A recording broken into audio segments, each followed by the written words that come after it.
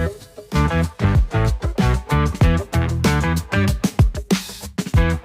guys, rainy evening. Actually parang hindi na evening, madaling araw na guys. Ba tayo nasa labas, magluluto tayo. Siyempre dahil nagba-vlog tayo, pakitang gilas ulit tayo, di ba? So, maalam naman kahit pa paano, pero hindi naman ganun nagkukok talaga. Natutunan lang dahil naging father na, naging tatay na. So, kailangan natin yung mga ganong skills na dadadagdagan. Papakita ko sa inyo yung mga ingredients ko. So, guys, ito yung mga ingredients natin. Dami, no? Bahala na. Ketchup, toyo, patis, may salt, may pepper, may oyster sauce sa likod. Nandito yung giniling. Meron tayong onion, garlic. Ito naka-ready na patatas tsaka potato natin. Naglagay pa ako ng Dennis Laurel dito at saka may pork cube. So, start tayo guys. So, bakit ba ako magluluto right now? Kasi may activity si Teo tomorrow, yung anak ko. Nutrition month nila. So, dahil nutrition month, kailangan healthy at nutritious food ang nakahain. So, bawal daw ang mga sweets, mga chocolates, mga chips, o bawal yon. Actually, yun naman kagandahan sa school na yun. Talagang ina-encourage na healthy foods, not necessarying nutrition month lang, but at the same time, talagang ina-encourage na kapag yung baon, actually, wala kang baon na chocolate, bawal yun, alam ko, juice. Bawal doon, mas recommend talaga water. Okay yung school ni Tay. Sa first time na school yun eh, nag-school siya. So, ang una kong gagawin muna, naks, kala mo naman talaga marunong, no? So, inuuna kong gawin is, niluluto ko muna yung mga patatas. Pinasok ko na kagad, no? Kahit di pa mainit na mainit. No? Pwede na yan. So, inuuna ko muna to. Lulutuin ko muna itong mga to. Unahin nating lutuin muna yung carrots, tsaka potato. Supposed to be si wifey. Magluluto kasi nga lang pagod na eh. So, sobrang, sipag nun. So, tama na muna. Ako na muna siguro. Para naman makapahinga-pahinga. I'm proud of you, you know that. I hope you do. Sana okay sana. Pero so far naman, luto ko lagi naman is kinakain ni Teo. So nagugustuhan niya yung luto ko, di ba? Kumbaga wala siyang choice. Okay, so I think okay na to. Yung carrots sa patatas. Tanggalin ko muna, ilipat natin kasi susunod kong lulutuin yung mismong giniling na. Start na tayo sa giniling na. Pero matigas pa yung giniling ko. Try natin yun, palambutin na lang dito. So dagdag tayo ulit ng mantika. Malay nyo, no? Umalit tayo kay Ninong Rai, no? Start na tayo ulit. Si Kapitan Bawang, si Buyas. Totoo pala talaga kapag yung mga vlogger, no? Kapag nakatutok sa kanila yung camera, alam mo, expert na expert, no? Joke lang. Nakakapagod pala mag-vlog. Lalo na kapag daily vlogs, no? So parang lumalabas, siningit ko na to, episode 5 na to. Pero hindi kasi biro mag-daily vlogs. So kaya sobrang bilib ako doon sa mga nagde-daily vlogs. Eventually guys, marami na tayong mga luto series. Kaya rin ako, take over din ako para opportunity to na ipasok sa vlog. Kasi hirap mag-isip ng content, guys. Siyempre, maraming susuportahan ka sa pagbablog, pero marami din siyempre hindi ka susuportahan. Baga, maraming bashers. Ganun talaga, it's normal. And lagi na lang nating isipin, guys, yung mga bashers kasi alam mo naman talaga, no? Considered pa rin yan parang kapag meron ka ng bashers, may sikat ka na. Tsaka laging nilang isipin, yung mga bashers na yan, nagtatago lang yan sa lungga nila.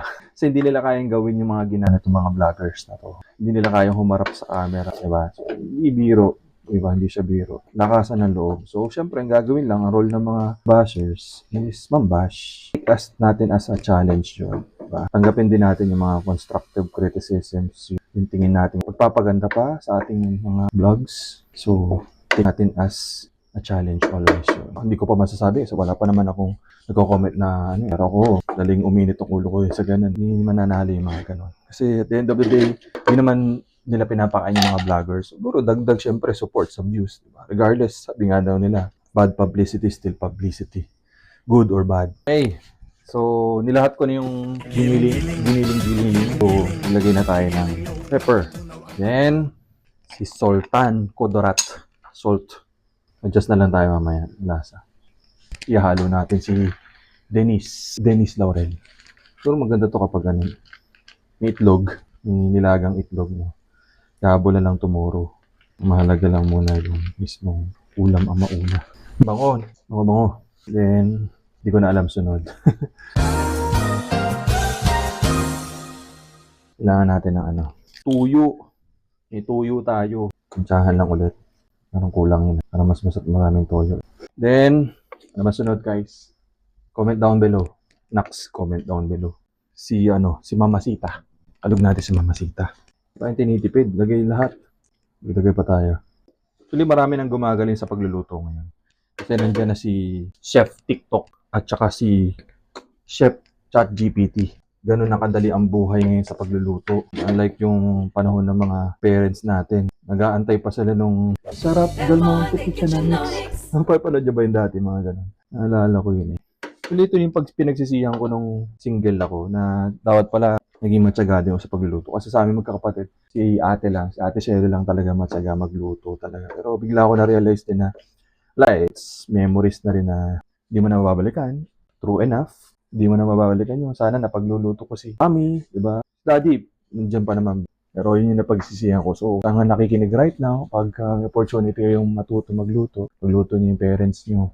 Kasi yun yung mga mapapaisip ka din eventually. Kaya pala. Lahat naman na pag-aaralan. Guys, actually, itong pagbablog na pag-aaralan, doon ko lang naisip lahat. Pumasok ko sa sales na pag-aaralan. Nagdagdag ako ng panibagong sales na work na pag-aaralan. So, lahat ng bagay, we started all sa crawling, baby steps, kumbaga, paunti-unti.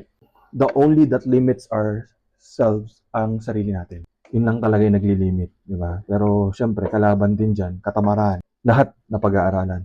Hindi ko alam kung tama itong gagawin ko. Wala kasing tomato sauce. So, ang gagawin natin, tomato ketchup. Ay, di pa pala bukas. Grabe naman. Bagong-bago pa. Ano ba naman to?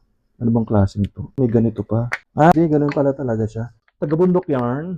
Ganun pala yun. Hindi ko alam, may napanood ako. Kailangan doon ng patis. Tama ba? Parang duda ako doon. Kaya naglabas ako dito ng patis. Actually, nag-elimination na tayo guys. So, ang dami ko na na-eliminate. Elimination chamber na tayo guys. Minsan nakaka-chamba tayo na masarap yung luto natin. Alam nyo guys, minsan, pag nagluluto ko, pinipicturean ko, ChatGPT tatanungin ko, maalat pa ba? Sinasagot naman ni Ungas. Tinatanong din ni Ungas.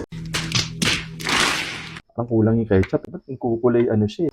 Malaga nakakain guys. Yun din pala guys, iwas kayo sa mga instant noodles, canned goods. Okay yun paminsan-minsan. Health is wealth. Hindi ka pa sisingilin ngayon na, pero pagtanda mo, singilin ka na. Kaya nga guys, tinawag siyang instant noodles. Kasi instant kill ka. Hindi ko na alam ang susunod kong gagawin guys. Meron bang dito, call a friend. Right. So, tuloy tayo. Kailangan tapusin. So, halo na natin si carrots saka si patatas. Yun yung magpapasustansya. Alam mo naman yung pagkatok-katok, magaling yun. May katok lang pala sa ulo. Aray ko! Yung mas masarap tong pag nilagyan natin ng water. Baka nauuhaw ilagyan natin. Ready na yung water ko. Wait lang guys ha. Kailangan natin ng pantaklob. So, yun. Ano ba bang need kong sabihin? Personally, I'm an introvert person. So, nahiyain ako. Hindi ko alam ba't pumasok ako ng sales eh. So, pero doon ako nilid ni Lord. So, introvert talaga ako. Pero kapag kasi kilala ko, kumbaga kaibigan ko, tropa ko, lumalabas yung kalug ko, yung kulit ko. Tsaka eto, hindi ko masasabi, nagpa-vlog ba? Introvert ba? Nagpa-vlogger? Pero I think, naman talaga. Kasi at the end of the day, guys, yung normal mo lang ginagawa talaga. At the end of the day, babalik kayo sa pagiging introvert mo. Like ako, homebody talaga. I don't like to go around, mag-travel. Hindi ako mahilig talaga sa paglabas-labas. More on mas gusto ko nasa bahay lang. Yun, typical homebody lang talaga. Pero hopefully, dumating yung time, maging open din ako sa mga ganung bagay na nag-i-explore. Tignan natin kung kamusta ang lasa, kung panalo ba. Pero nakuha niya yung kulay na gusto ko guys. Kasi gawa nga ng ketchup siguro. Pero let's try. Ang tawag ni Ninong Rai, the perfect bite. Bite ba to?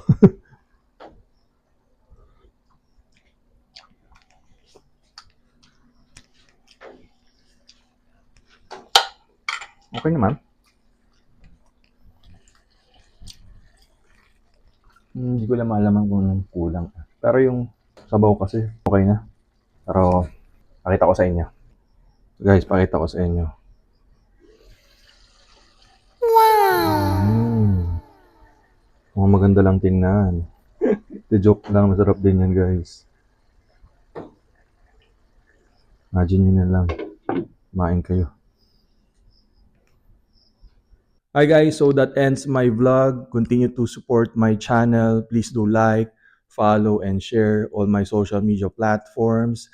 And this is Timo. I'm out. God bless everyone. Peace, peace. I just had to let you know you're. So, yun guys. Tapos na yung vlog. Pero hindi ko pala tapos. Nilipitin mo pala ako guys. hugas pinggan, di ba? At syempre, dahil ako nagluto, ako rin na magliligpit ng pinggan. Kasi tulog na rin yung mga tao. Pero syempre, dahil nagbablog tayo, pakitang tao ulit tayo.